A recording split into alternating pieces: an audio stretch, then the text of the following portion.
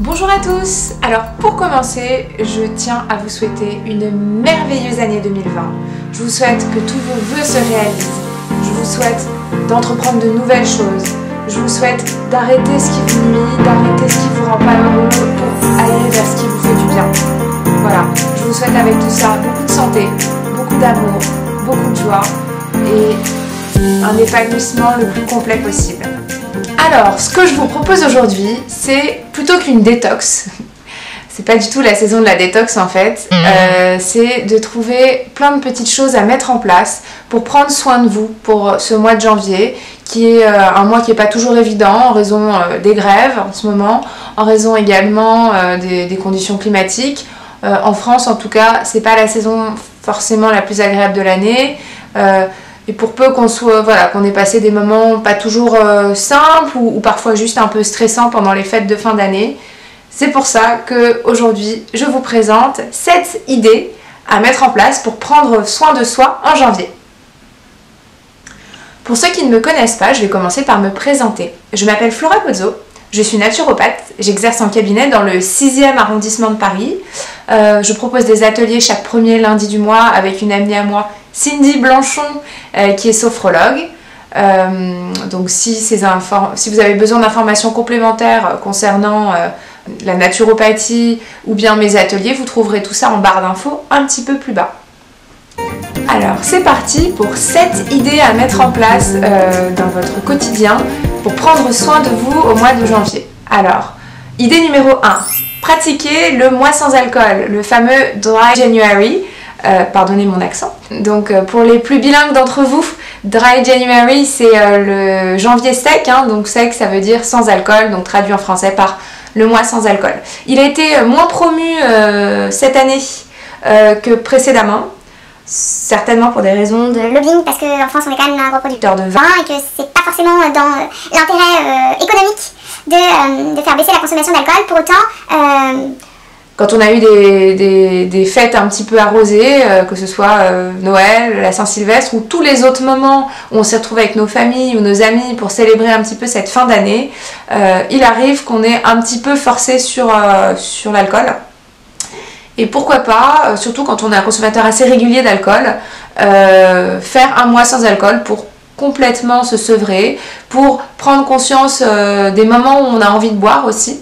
Si c'est quand on a envie de boire parce qu'on sort du travail et qu'on a besoin de décompresser, si c'est une activité à part entière, pour certaines personnes ça l'est, si c'est pour se désinhiber, voilà, ça peut être intéressant aussi. Ce qui est intéressant, c'est qu'il y a plein de bénéfices, aussi bien psychiques que physiques. Donc physiquement, ce mois sans alcool va permettre de faire baisser votre tension artérielle, peut permettre de faciliter une perte de poids dans le cadre d'une hygiène de vie saine, bien entendu, peut améliorer votre teint ou la qualité de votre peau. D'accord ?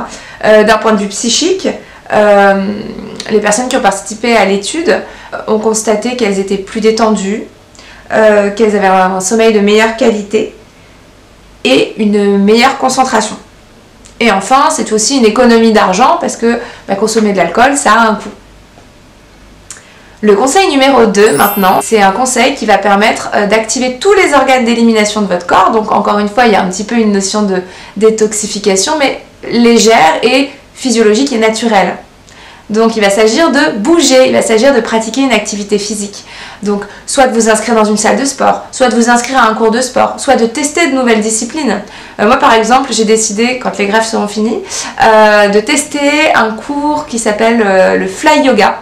Voilà, donc je faisais de l'acrobatie quand j'étais petite, ça m'intéresse un peu le côté aérien, d'autant plus que j'ai beaucoup de problèmes de dos suite à de nombreux accidents. Et j'ai envie de découvrir cette discipline, donc je vous en reparlerai si ça vous intéresse lors d'une prochaine vidéo. N'hésitez pas à me laisser un commentaire si vous avez envie d'en savoir plus. Donc découvrir de nouvelles activités, parce qu'aujourd'hui on a quand même accès à beaucoup d'activités différentes, qu'elles soient aquatiques, qu'elles soient en pleine nature ou même en salle. Pour les gens qui préfèrent faire quelque chose chez eux, il existe de nombreuses applications. Freeletics, Top Body Challenge également. Il y a également une application à laquelle je vais bientôt m'inscrire et je vous ferai également un retour si ça vous intéresse. C'est Be Strong. une application donc, qui a beaucoup de contenu, beaucoup d'informations, qui est mis à jour régulièrement. Le contenu est assez scientifique avec toutes les sources, donc assez intéressant. J'y reviendrai si c'est quelque chose qui peut vous intéresser. Donc petite parenthèse pour tout ce qui est application ou choses à faire de façon un peu autodidacte. Je vous recommande de ne pas avoir d'antécédents médicaux particuliers, notamment ostéo-articulaires, ou alors d'être très bien suivi et bien conseillé, et de ne pas hésiter à demander conseil à des professionnels de santé compétents dans le domaine en question. Si vous avez des problèmes de dos, demandez à votre kiné ou votre ostéopathe ou votre chiropracteur. D'accord ? Si vous avez un antécédent de problèmes de ligaments, de tendons, c'est pareil. Donc bougez, bougez, bougez.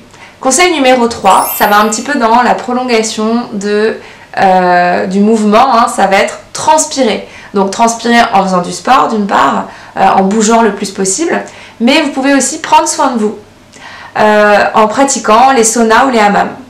C'est vraiment une bonne habitude parce que pour les personnes qui transpirent peu ou qui n'ont pas la possibilité de faire beaucoup d'exercices physiques, c'est une occasion d'éliminer par la barrière cutanée, par la barrière de la peau. D'accord ? Donc c'est un autre moyen un petit peu détox et pour autant physiologique et naturel de prendre soin de vous. Donc n'hésitez pas, le hammam, le sauna, et sinon vous pouvez toujours vous faire des bains de pieds chauds ou des bains chauds chez vous. La 4e idée pour prendre soin de vous en janvier, c'est faites-vous masser. Faites-vous masser parce que ça permet de reposer absolument tout le système nerveux. Le système nerveux, il est en activité constamment. Pour peu qu'on soit dans une grande ville comme Paris en ce moment avec la période de grève, qu'on se tape, pardonnez-moi l'expression, mais qu'on se tape moult heures de vélo, transport quand on peut, marche à pied, pour peu qu'on fasse différentes activités, qu'on ait des enfants à gérer, ou peu importe. Mais la vie aujourd'hui est quand même relativement assez stressante. Donc prenez soin de vous. Et le massage va vous permettre de retourner à votre corps, d'accord ? Faites-vous masser. Conseil numéro 5. Offrez-vous les services d'un spécialiste. Que ce soit un naturopathe, par exemple, une consultation de naturopathie pour partir sur des bonnes bases d'hygiène de vie qui vont être adaptées à vous, à votre cas, à votre constitution et à votre mode de vie actuel, à ce que vous pouvez mettre en place. N'hésitez pas à consulter. Parce que on n'est jamais forcément très objectif sur son propre cas et on ne pense pas toujours à tout, surtout quand il s'agit de soi-même.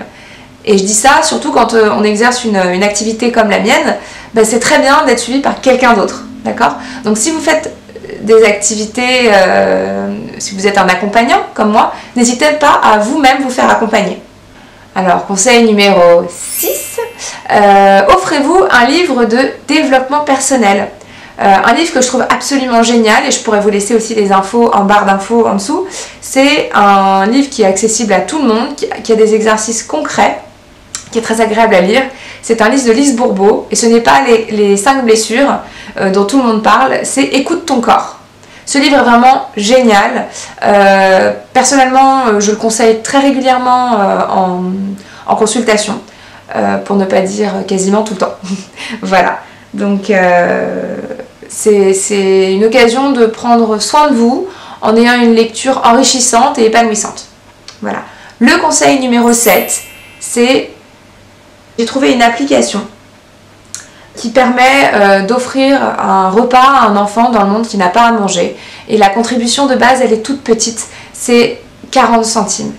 Est-ce que vous vous rendez compte, si on donnait tous 40 centimes, 40 centimes plus 40 centimes plus 40 centimes, la quantité d'argent que ça pourrait faire, la quantité d'argent qui pourrait aider à nourrir des personnes qui n'ont pas assez. Voilà, moi je ne roule absolument pas sur l'or, je suis en train de développer mon activité, je bosse énormément, j'ai plusieurs boulots, je cours partout, mais je peux, à ma petite échelle, faire une contribution. Et je pense que vous aussi, si c'est quelque chose qui vous intéresse, je vous laisse en barre d'infos toutes les informations sur cette application. Donc voilà, sachez que quand on fait du bien autour de soi, ça nous fait du bien à nous-mêmes aussi. J'espère que cette vidéo vous a plu. Si elle vous a plu, n'hésitez pas à laisser un petit clic sur le pouce en l'air. à vous abonner pour recevoir les notifications de mes prochaines vidéos et à laisser des commentaires si vous avez des questions. N'hésitez pas. Je vous souhaite une très très belle journée, un très beau mois de janvier et surtout une très très belle année. Merci beaucoup. À très bientôt.